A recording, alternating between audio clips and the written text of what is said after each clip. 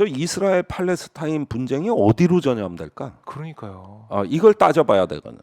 아, 그런데 세 가지 조건이 충족되는 대로 전파됩니다. 세 가지 조건. 음. 우리 한반도는 아니었으면 좋겠는데. 첫 번째는 예. 원한과 적대감이 집단과 집단 사이에서 주체할 수 없을 만큼 고조되는 지역. 원한과 적대감이. 네, 원한과 적대감. 두 번째, 예. 아주 적은 비용으로 큰 충격을 줄 수 있는 군사 혁신을 도모하는 집단이 있어야 돼.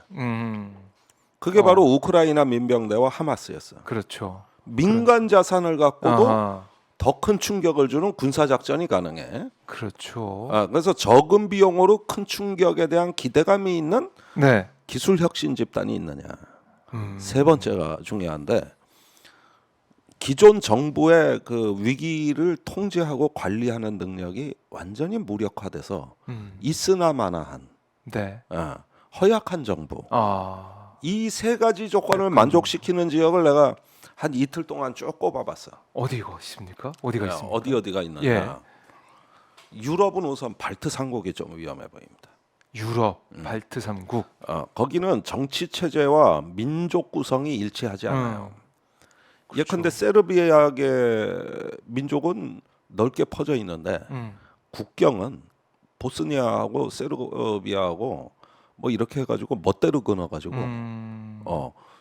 저기 분명히 보스니아 국민인데 민족은 세르비아 그럼 옆에 세르비아 공화국에 충성하고 네. 이런 게 이제 무력화 아주 용이한 거죠. 그렇겠네요. 그래서 발칸반도 일대가 네. 그다음에 발트 삼국이 음. 여기가 위험하다. 내가 하얗고 유럽의 하얗고다. 역시 중동이 여러 군데가 위험하다. 중동. 시리아, 시리아도 아직도 뭐 제대로 된 정부가 수립이 안 된 거죠. 이라크. 나눠져 있죠. 이라크도 그렇고. 이라크. 예. 그다음에 예멘, 서한지구 네. 이쪽 위험하다. 하하. 이쪽이 중동이 또 위험하다. 사실 뭐 저기 의외로 사우디나 카타르나 이런 지역들은 정부가 건재하다고. 그러니까 통제가 잘 되는데. 이런 지역은 그럭저럭 버텨낸다고. 근데 한국과 대만은 네. 이게 정규군이 버티고 있고 특별 저기 아주 값은 싸면서 큰 전쟁은 불가능하다고. 이건 준비에만도 어마어마한 비용이 들어가고 네. 실제로 저기 시간도 많이 걸리고. 이러니까 한반도나 대만은 이런 조건에 해당되지 않는다. 그래요. 그런데 지금 우크라이나 전쟁이나 그 중동 전쟁과 같은 저런 종류의 전쟁이 전염될 지역은 앞서 말한 지역이다. 또 거기서 무슨 일이 터질 수도 있다. 그렇습니다. 네. 그리고 국지적인 테러가 소규모 국지전으로 이제 비화되고 이러면서 그 저기 눈에 보이지 않는 형체가 없는 무장 단체가 개입하고 사실은 벨라루시 쪽도 조금 위험합니다. 벨라루시. 네. 러시아 동맹국이죠. 폴란드하고 적경에 있어요. 예. 여기도 조금 위험해 보인다. 그래서 정정이 불안하고 네. 국민이 통합돼 있지 않으며 그러면서 다양한 살인의 기술을 학습하는 무장 조직이 있는 이런 어떤 세계의 그 핫스팟 네. 열점들이 있다. 그런데 아프리카도 좀 그래요? 위험한 지역이 많습니다. 그러니까 이런 데가 앞으로 이런 어떤 전염병 전쟁이 신이 배회하면서 네. 전쟁을 아이고, 퍼뜨리는 어떡해요? 전염이 되는 지역들 여기가 전염이 된다 이런 거거든요. 네. 그런데 뭐 불필요하게 북한을 하마스하고 일치시켜가지고 오도방정 떨면서 9.19 군사합의 뭐 어쩌고 저쩌고. 예, 계속 그런 얘기를 하는 것. 어제 국정원 뭐 보고도 아주 그렇고. 개소리입니다 그거. 아주 개소리요. 계속. 멀쩡한 합의서 없애버리자 그러는 게 이스라엘 닮아가겠다는 얘긴데. 그렇게 하면 안 한마디로 입이 달렸다고 함부로 떠드는 자들 때문에 이건 국민의 안위와 된다. 네. 생명에 관한 안전에 관한 문제를 그렇죠. 저렇게 취급하는 건 미친 놈들이요.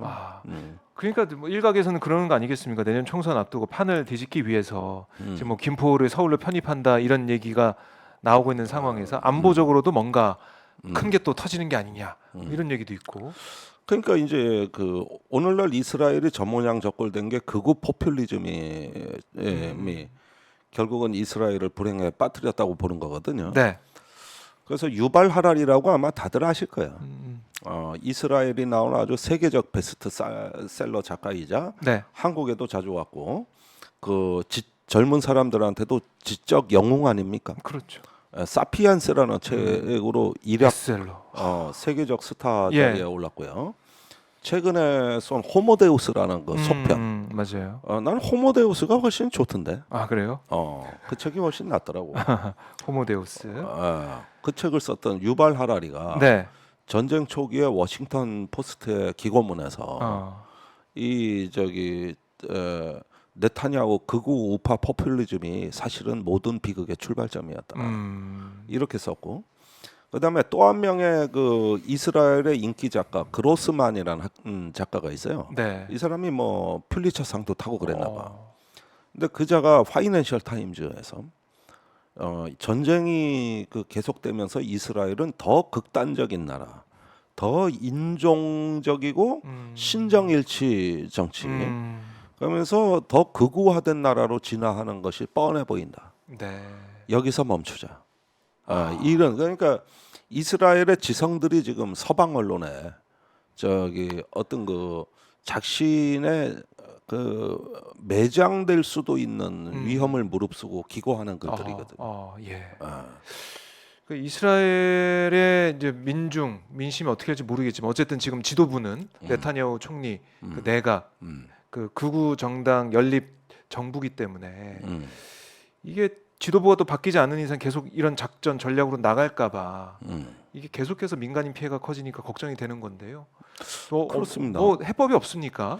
그러니까 너무 강한 자와 너무 약한 자의 싸움이라는 점에서 두 전쟁은 닮았고, 그러면서 방법이 수렴되고 있다. 네. 이걸 이제 조금 어려운 말씀으로 드리자면은 최근에 2011년경부터 미국의 일군의 전쟁학자들이 나서서 앞으로 미래의 전쟁은 기존의 전쟁과는 전혀 양상이 다른 새로운 양상을 보여주게 되는데 어떤 심리전, 여론전, 생태전이 배합되고 네. 그러면서 민간 자산이 무기화되고 그러면서 상대방의 심리를 조작해 들어가면서 네. 살상의 효과가 치명적으로 확산되는 제5세대 전쟁이 출현한다고 예언을 했었어요. 네. 그래가지고 데니얼 에봇이라는 학자가 있는데 데니얼 에봇, 요 학자가 여러 어떤 생각을 같이 하는 전략가들하고 공동 집필한 책이 피스 제너레이션 워페어 핸드북. 그러니까 우리말로는 제5세대 전쟁 핸드북이라는 책을 썼어. 네. 이게 국내에는 아직 번역이 안 됐다고. 근데 지금 오늘날 우크라이나와 팔레스타인에서 벌어지는 전쟁 양상은 그 책에서 예견한 미래 전쟁 양상으로 거의 흘러가고 있어요.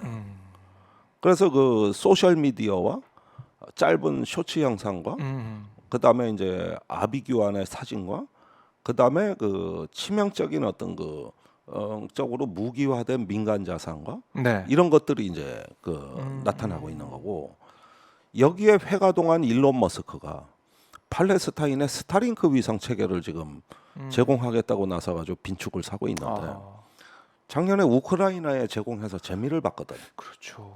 그러니까 이번에도 그러는데 이번에 욕 뒤지게 얻으면 있잖아요. 그러니까 이게 예. 일론 머스크 눈에는 비슷한 영감을 얻는 거야, 두 전쟁에서. 약자가 지금 고군분투하고 있는데. 그러니까 이 스타링크 위성 체계라는 건 위성 와이파이로 통신을 하는 시스템인데 이게 5G 통신이고 고대역 폭 네. 데이터 송수신이 가능한 건데 사실 써보면 괜찮거든. 그래서 전 세계 5G를 적용한 나라가 몇 나라 안 되거든요. 우리나라야 세계 최초로 상용화한 나라지만 그런데 이런 대역 폭에서의 통신을 위성으로 바꿔버린 거의 경악할 만한 일을 한 게 바로 일론 머스크입니다. 그런데 지금 팔레스타인 전쟁에 또 개입을 하고 있단 말이에요. 이자가. 그러니까 이런 여러 가지로 봤을 때 이거는 제가 보기에는 어쩌면은 한 6개월, 최악의 경우엔 1년 이상 갈 수도 있고, 그러면서 주변의 불안정성을 상당히 고조시키는 네. 이 이제 어떤 건데 이게 그 저기 상대방을 굴복시키고 항복시켜 끝나는 게 아니라 괴멸시키겠다고 하기 때문에 그런 전쟁의 비극성도 닮았다. 비극성이 닮았다. 우크라이나 전쟁도 이렇게 오래 갈 줄은 몰랐기 때문에 지금 뭐 이제 공화당이 장악하고 있는 하원 같은 경우 지금 우크라이나에 대한 예산은 통과 안 시켜주겠다 이렇게 나오고 있는 거 아닙니까? 네. 전쟁이 아니, 길어지다 보니까 이렇게 근데 되고. 트럼프 지지하는 그 마가 세력, 네, 그 마가라고 하는 건데 MAGA, 네, Make America Great Again, 요 약자예요. 이게 트럼피즘이죠. 그게 이제 주축이 돼 있는데 여기는 친푸틴 세력이에요. 반 우크라이나 지원받대. 아 그런 면도 작용을 했을 것이다. 당연하죠. 아, 여기는 이 전쟁 자체가 잘못됐다고 보는데 왜 우크라이나를 돕냐는 거죠. 아하. 근데 그 세력이 지금 정권 교체하게 생긴 거예요. 그리고 이러는 와중에 네, 티르키예하고 카타르가 하마스 편을 들고 나오기 시작했어요. 그러니까 이제 하마스가 지는 전쟁이 아니에요. 이거 자세히 보면 네, 물론 군사적으로 밀리지만 외교적으로는 이기고 있어요. 그 저 지난주 금요일 날 유엔 총회에서 이 전쟁 휴전 결의안이 찬성 121, 네, 반대 14, 압도적 표차로 통과됩니다. 압도적 표차로. 네, 반대한 14나라가 미국, 이스라엘하고 네. 저기 그냥 별 그 존재감 없는 나라들은. 그랬는데 그 여론은 확실히 유럽연합에 26개국이 있는데 네, 이 유럽연합 국가들이 원래 이 하마스를 규탄하던 전쟁 초기에 이스라엘 편들던 게 유럽의 정서였는데 네, 그 중에 22개 나라가 휴전 결의안에 찬성했어요. 그런데 이 결의안에 하마스 규탄이 빠져 있습니다.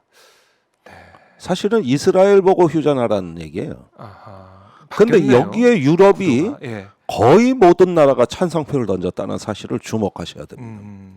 세계 아. 여론이 어떻게 흘러가고 있느냐. 그러니까 이스라엘에 좀 불리하게 이스라엘 입장에서는 그렇지. 내 편이 없네 이렇게 나올 정도로. 아니 그리고 네, 45개 나라가 기권표를 던졌는데 네. 이도저도 않은 소신 없는 나라. 우리나라, 우리가 있었죠. 일본, 예. 독일 등등이 있어요. 그러면 내가 이 윤석열 정부한테 하고 싶은 말이 네, 옛날에 문재인 정부를 진보 정부를 비난하던 것 중에 이 뉴라이트의 저 주장 중에 제일 자주 등장하는 게 북한 인권 결의안에 기권표 던졌다.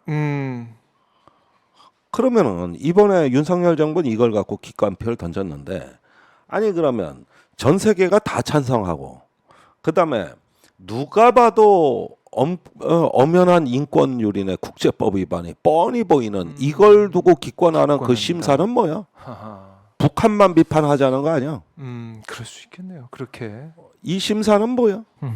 웃기는 거 아닙니까? 아, 그렇죠. 그 인권을 중요시 여기고 부르짖던 윤석열 정부가 인권과 법치, 네. 규칙 기반 질서를 법치. 여태까지 얘기해 놓고 네, 국제법을 다 어기고 저기 일방적 사륙으로 진행되는 이 전쟁에 왜 기권표 던져?